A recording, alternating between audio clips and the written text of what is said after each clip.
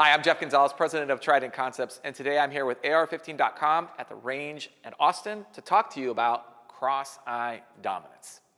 So the first thing I want to talk about is the population. What is the population that can experience this kind of issue? Well, 65% of the population are going to see with their right eye with the right hand. So they're going to be dominant eye, dominant hand. That's going to all line up. About 18% are going to be cross-eye dominant. So their dominant hand is maybe their right hand, but their dominant eye would be on the left eye. All right, so that's where the cross-eye dominance comes in. And then there's the remaining, which is like 17%, that are indifferent.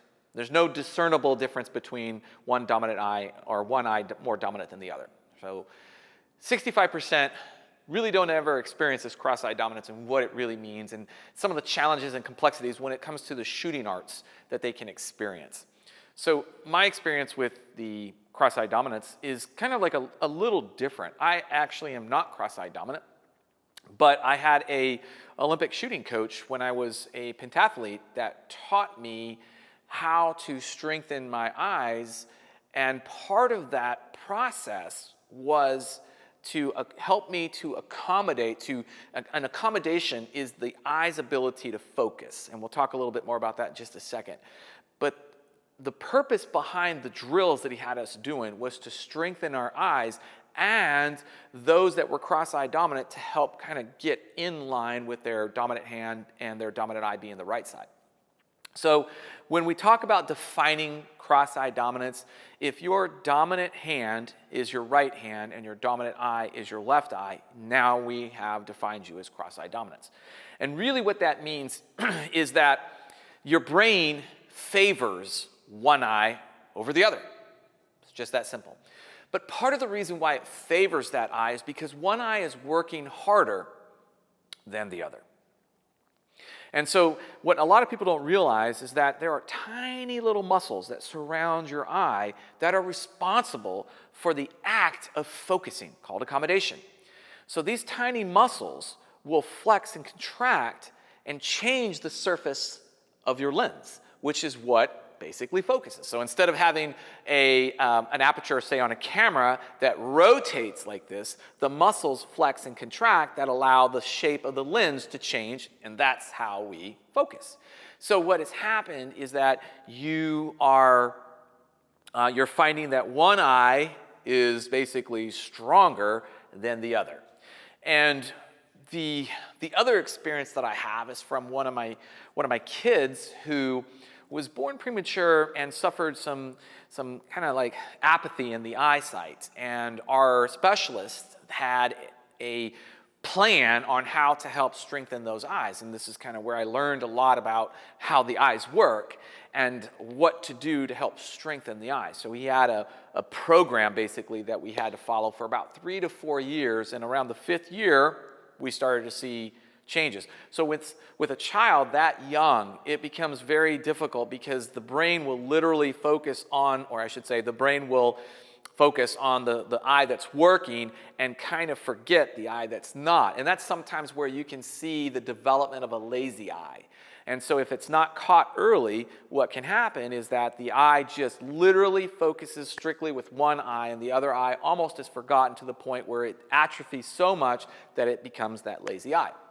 So we had to avoid that, and we had to work, again, 3 to 4 years to kind of like have a good framework that by the time that we got to that 5th year, all of a sudden, he didn't need glasses anymore. And it was because the doctor, through this, smoke and mirrors, if you will, was able to help strengthen his eyes. So when I run into the problem with a new shooter, it is probably like one of the most common subjects that we see with a new shooter is like, oh, well, what if I'm cross-eye dominant? And my response to them, and my response to anyone, is it doesn't matter. And the reason why I can say that is because if I am cross-eye dominant, my right hand is my dominant hand, and my left eye is my dominant eye, and I close my left eye, my right eye is now the dominant eye. So when we're talking to a new shooter, I tell them, don't worry about the cross-eye dominance, because sometimes what we're taught is we're taught to change our technique and how we view the sights. So what will have to happen is we have to move the gun from in front of my right eye to being in front of my left eye. Now that can either happen physically by moving the gun, or I move my eye. But one of those two things has to happen so that I can line up the dominant eye behind the sight system. And this is where it becomes a little bit complicated, particularly for a new shooter that's got so much coming at them. In my experience, it has been too much. And this is an easy thing to correct. Close the left eye, for a right-handed shooter, close the left eye, and now their dominant eye is the eye that's open. So the way that we'll approach this, and the other thing you have to realize is that you can have that cross-eye dominance can be on a spectrum, can be on the weak side, meaning that it's easy to kind of correct, or it can be on the strong side, meaning that it's pretty tough. It's really sunk in there. What I've done is something as simple as teaching the shooter to just close their left eye. That can work very easily for people that have the ability to close their left eye, but there are some people that just don't have the physical ability to close that left eye. And it's partly because the way that our eyes work is that my right eye and my left eye are synced together, so when one's doing one thing, the other's trying to do the same thing. So it can become a little problematic there, and some people have difficulty shutting one eye. But with a little bit of practice, you can overcome that. But in the beginning, in the training class, it's sometimes too much. So another thing that we can do is we can cover the eye. Now you can use something like an eye patch to do that.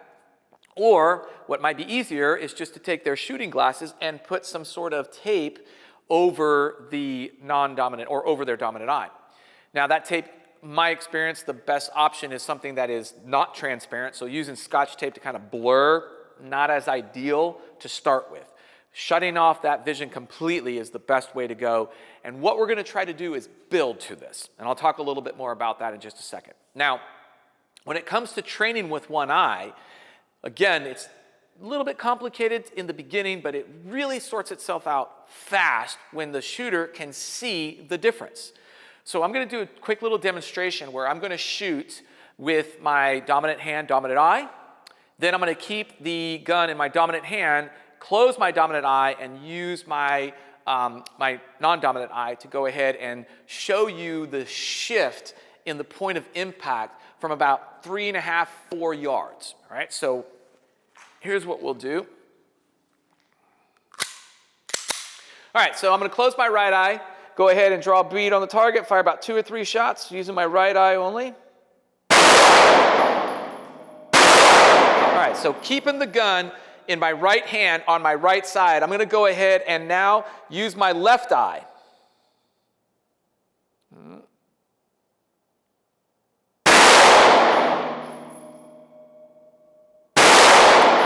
All right, so basically by forcing myself to keep everything lined up, but just shifting the eyesight, you can see there's a pretty significant shift in the point of impact.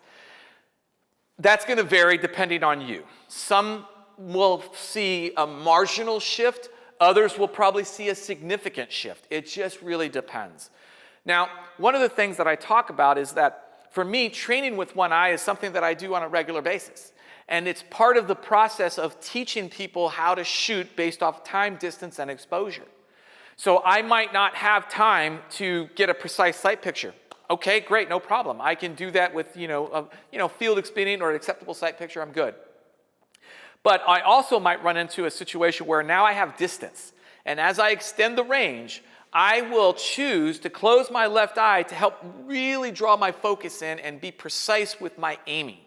And that's going to help me to produce more accurate shots. The other time that I might do this is when I need to take a shot on a target that has a limited exposure.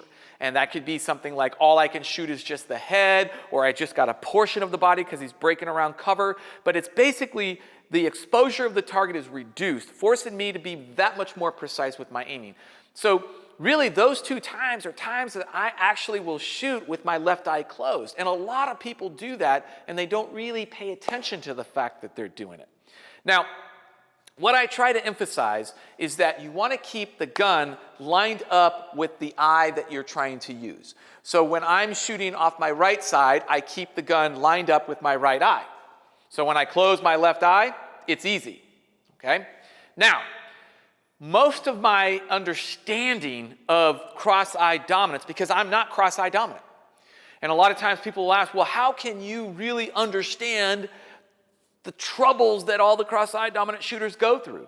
Well, I've had a lot of students that were cross-eye dominant. I've had to work with them to help them improve and find a workable solution. So there's that from an instructional side of the house. But the other thing is that I do a lot of shooting off my left side. So when I move the gun from my right hand to my left hand, I'm now cross-eye dominant.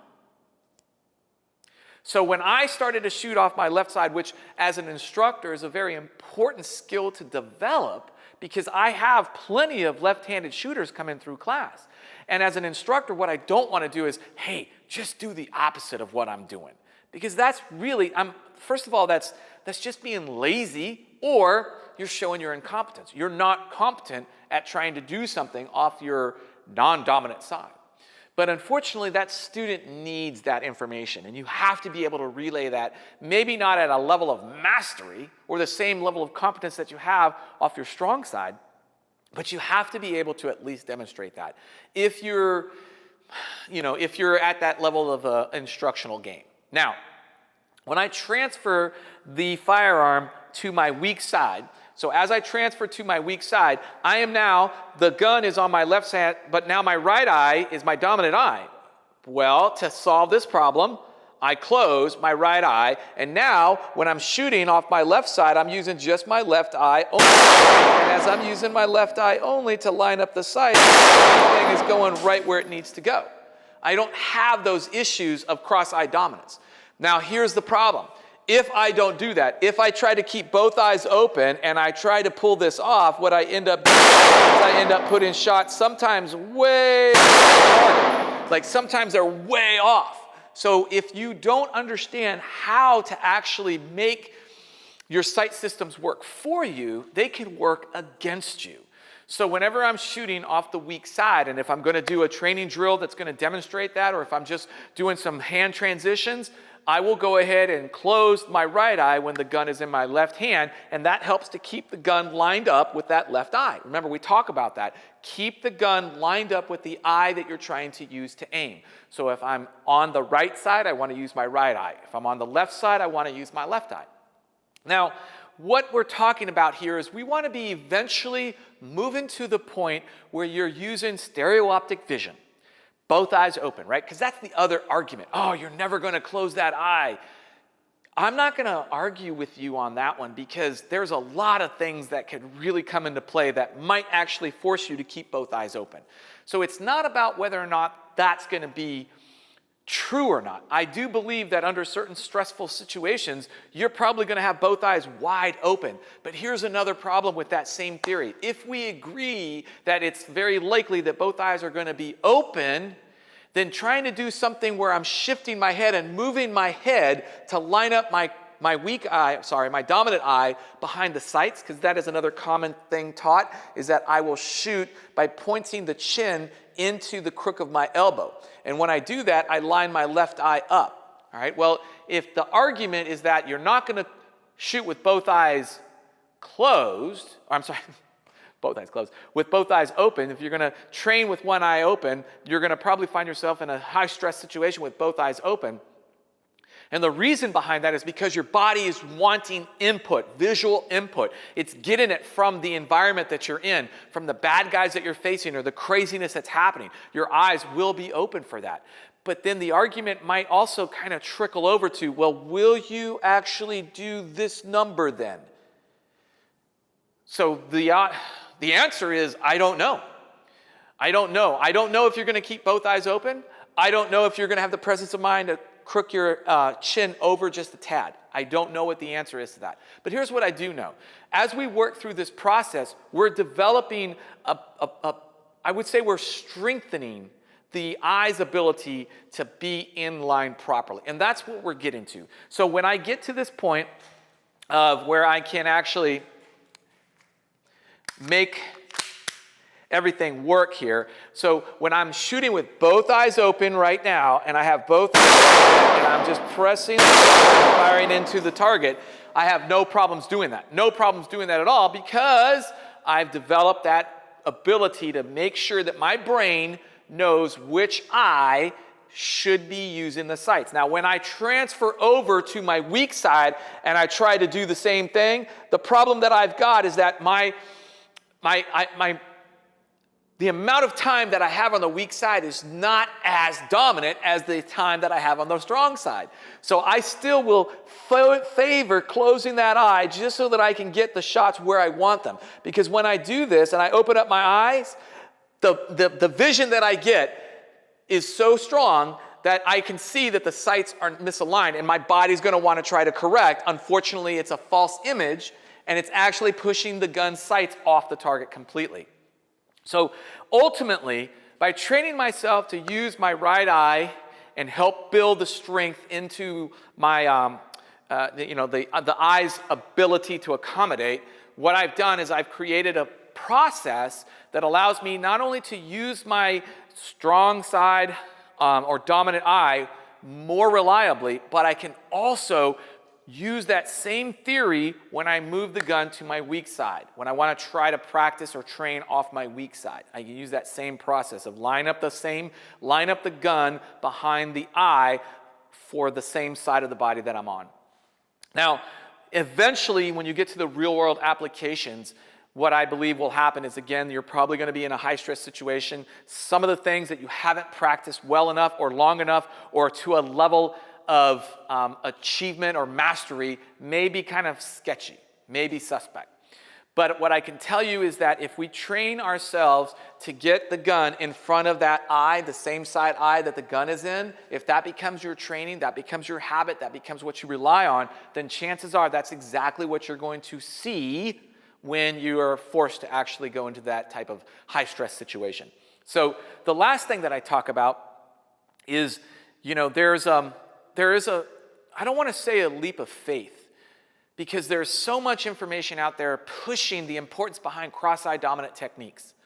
All right, and the most common cross-eye dominant technique is where I take the crook of my elbow, so I'm going to close my right eye, I take the crook of the elbow and I line up my left eye, and I can go ahead and fire the shots. Right? That's the most common cross-eye dominant technique that is taught, shifting that head over just a little bit. And so many shooters do that, but so many new shooters are so overwhelmed with all this information that now they're not doing it, or now they're confusing themselves, or now they're getting mixed messages optically to the brain, and it's creating a bad environment. It's creating a negative experience. And that negative experience is now kind of discouraging them from continuing to practice. So my belief is that it's far better to teach new shooters or even experienced shooters how to shoot just using one eye to help them build confidence in their ability to understand how to aim properly and then apply that on a consistent basis. And then with time, start to use both eyes open, and with time, start to realize that you rely less and less on forcing yourself to close the eye and using that one-eye vision for more precise shots or shots where you have limited exposure.